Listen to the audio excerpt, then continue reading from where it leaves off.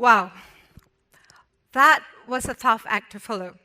I've got 3 excellent speakers ahead of me, and I'm the last speaker. So I'm going to do my best, and what I'm going to talk to you today about is what I am most passionate about, writing. Writing is not just something that some people do. Writing is something that all of us can do. You sit before me in mask. You sit a meter apart. They've got the speakers completely far apart, in fact. And for this is the first time that's happened to us. This is the first time that I've seen this happen in my lifetime. I can't get off the stage after this and do what I usually do. I can't shake your hands. I want to, all 30 of you who are here today. I want to pat you on the back and say, hey, I hope you had fun, and I want to talk to you, but I can't get too close. We live right now in troubled times. It won't last. But despite all of that, there is something that we can do. We can put our fingers to the keyboard. We can pick up a pen and write.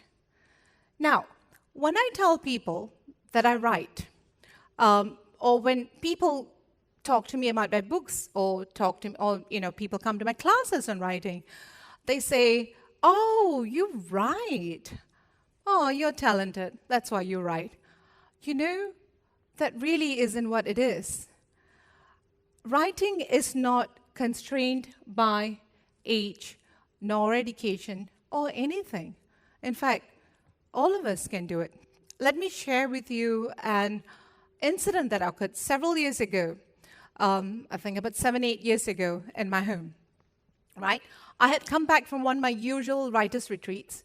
And when you go off on these writers' retreats, you learn a lot of new strategies. You get to try out new things, right? So I came back home to my 10-year-old who was bent over doing his homework, something important, I think math or science, those sorts of things. So I go over and I thought, and I'll tell you guys, all your parents experiment on you. So this was my moment, and I go, "Hey, buddy." He goes, "Yes, Amma, math or science." And I said, "You want to play a game with Amma?" And he was like, "Yes." Chucked aside, turns around, "What are we doing?" So I take out 2 notebooks, and I show it to him. His eyes start narrowing already. And then I said, we're going to do something, okay? We're going to make a list of things that are precious to us. He's like, "Are you going to mark this?" You can't blame that child. He's the only child of an English teacher.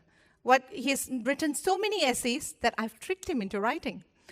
So I was like, "No, this is going to be private. You are going to write a list, and so will Mummy. I'll write a list as well."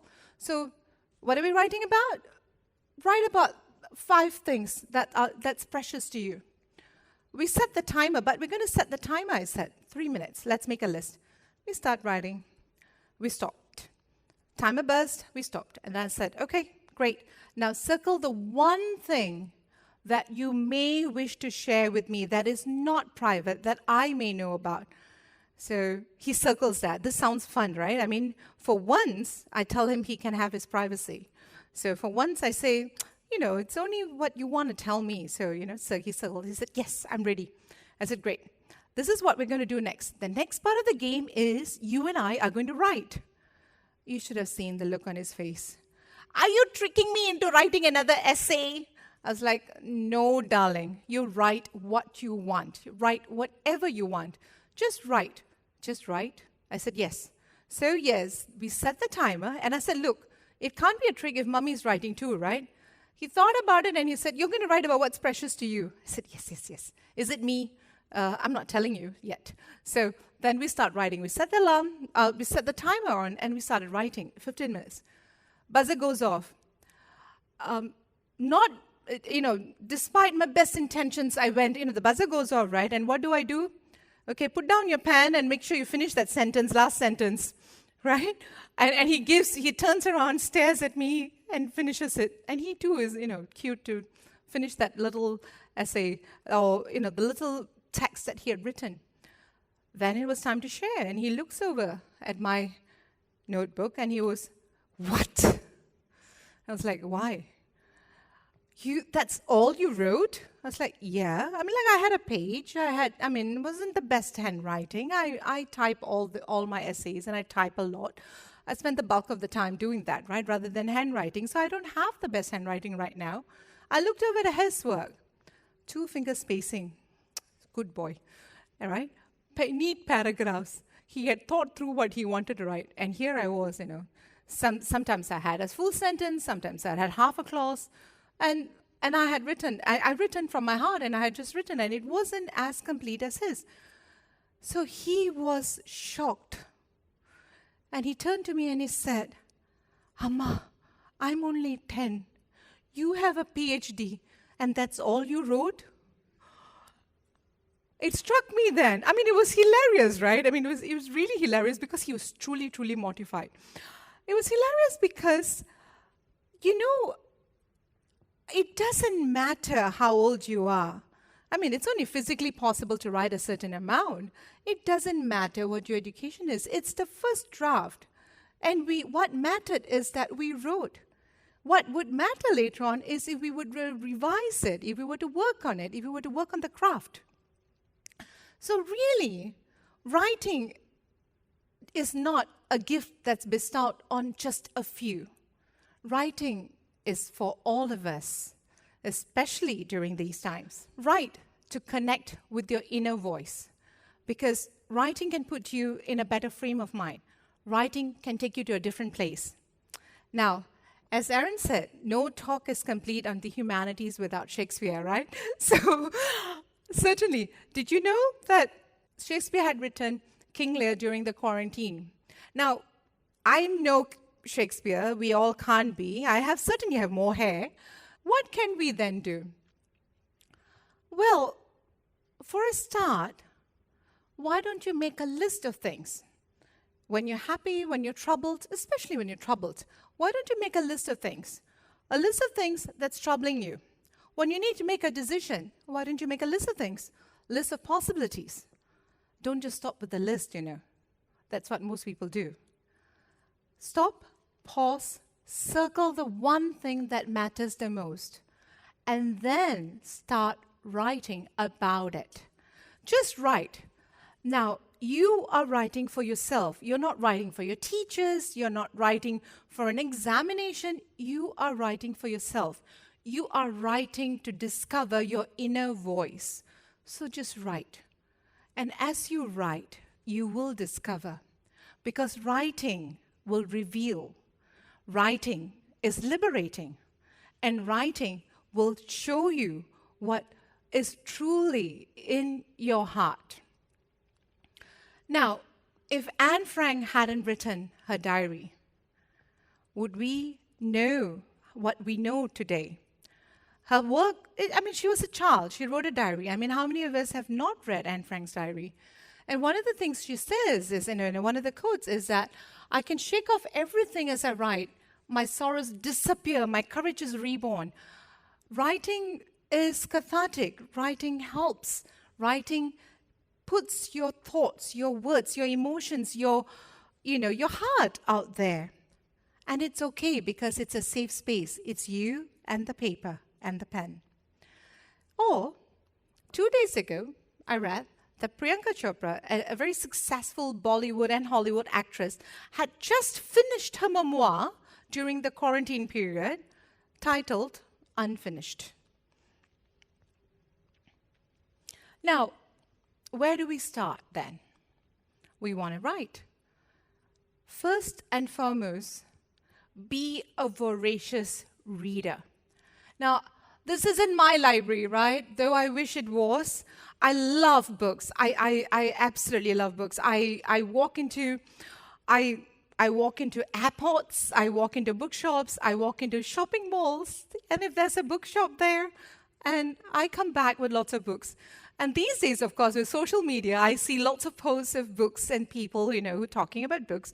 And I buy all of that. You have Goodreads as well, and I go and buy all of that as well. You get good, you could get good reviews. You get to learn about a lot more books. Why? Each book is a little world. Each book is a voice. Each book is a piece of art. It brings you to a different place. It takes you where you could have never gone in this lifetime. Each book tells many stories. If you read 1,000 books, you would have lived 1,000 lives. I'm sure you would have heard that. If you don't read anything at all, you would have just lived this one life.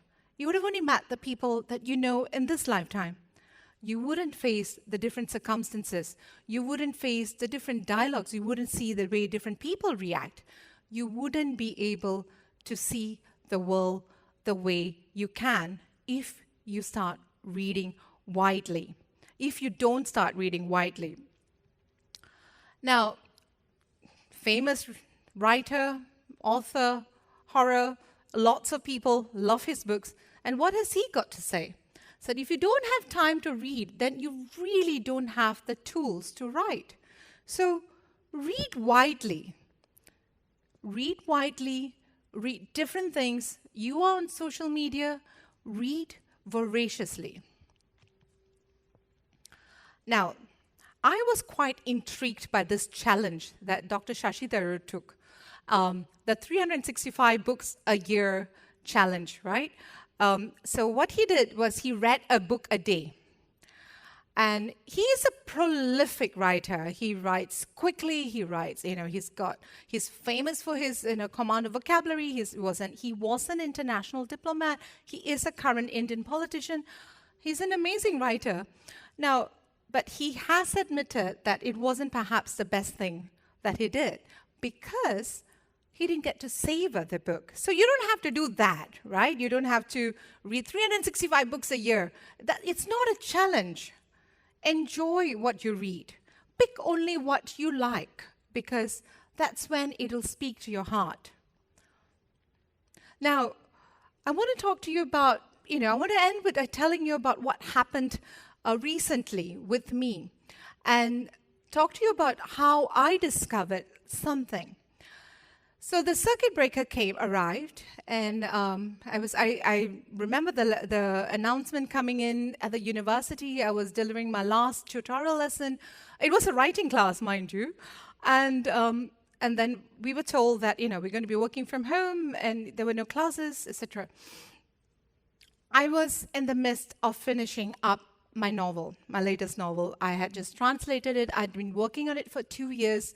I was in the midst of finishing it up. So I thought, oh, great. So now I can work, through the night. And that's what works best for me. Draft after draft. I went through everything. I worked on it. It was done. 27th July, 2 a.m. I remember that distinctly because my editor texted me, remember the date. And I submitted it, right? I'm like, okay, final set of proofs. Let me submit it now. I submit it, and I get up, and I think, okay, 2 a.m., I need to sleep. But I just couldn't move. I was a bundle of emotions, and I couldn't put my finger on it. I mean, don't get me wrong. I love writing. I loved working on this project. It was demanding. It was exciting. It got me up at night. I was thinking, what is the right word for it? How did I get it right? Did I get the nuances right? So it was an exciting thing. But I felt uplifted. My heart was heavy. My pulse was racing, but I just couldn't move. I thought, oh, do I have more coffee in me than I should? But that wasn't just it. So I did what I have always advocated to all my students and my friends, and what I've always gone back to. I set the timer, and I said, babe, you're going to write. I started making notes. 3 minutes, right? So I find that it works very well when you do these timed activities, to get you in. Otherwise, you get stuck with this writer's block. So I thought, okay, babe, you're going to do this. You got this. So I started making notes. And it's all, little words and little phrases and like, I feel this, I feel this, I feel this. And then slowly the words became sentences, and then 3 minutes was up. And I said, okay, time to put on the 15-minute buzzer, the timer. I put that on. And then I started writing. And this is what came out from me. So please allow me to read it to you, and you will see what I discovered. 11 drafts later, you arrived, fully formed in many ways for my editor's red pen to shape and coax you into the light. I see she dressed you in a ball gown too, you lucky girl. The next time I see you, I'll be able to pick you up and hold you in my hands, inhale the woodsy pulp scent, and trace my name on your cover. The next time I see you, you'll be real. You were made to live in other homes, to be held by other hands, to be loved and cherished by others. I pray they be kind to you, my love. I will think of you every day, for you were carved out of my soul and fashioned in my mind, albeit for nameless others. That gave me an insight into what was troubling me. Now, right to connect. It is your right to connect with yourself and with others and with the society, even in troubling times, even during a lockdown. Writing is liberating. Thank you.